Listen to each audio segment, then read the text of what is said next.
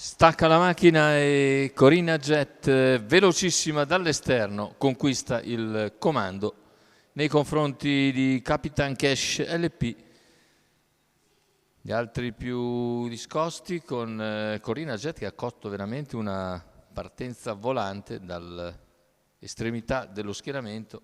Numero 6 che vale numero 5 ovviamente per il ritiro di Bentley, ma partenza comunque a razzo per l'allieva di Nando Pisacane, che guida ora e cerca di moderare l'andatura dopo 400 metri che se ne vanno in 38, dopo lo strappo iniziale addirittura un 16,1. Cavalli tutti in fila indiana, con in terza posizione Carlos Griff che precede il resto dei concorrenti.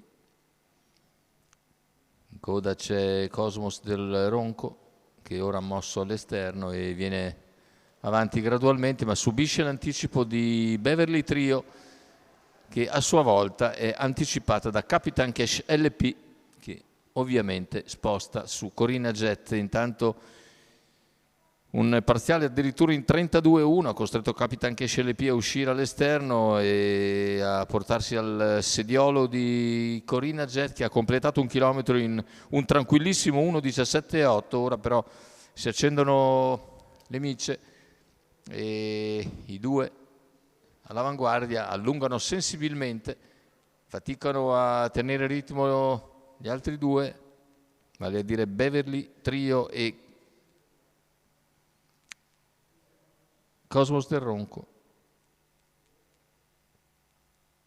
E Carlos Griff invece in terza posizione, mentre si mantiene in vantaggio Corina Jet che ha ancora un paio di lunghezze di margine nel finale. Corina Jet nelle battute conclusive viene a vincere nettamente. Il secondo posto è per Capitan Cash, al terzo Beverly Trio.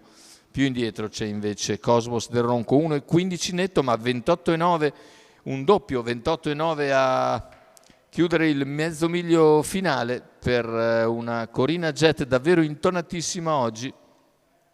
Ha avuto anche sicuramente lo schema migliore per lei, al comando in poche battute senza spesa per graduare per 800 metri e poi andarsene con una chiusa secca che le permette di tenere a una lunghezza abbondante il favorito Capitan Cash LP, che non può che essere secondo, precedendo Beverly Trio. Il raddoppio quindi per Nando Pisacane e Paolo Romanelli, scuderia Allevamento Tognatti.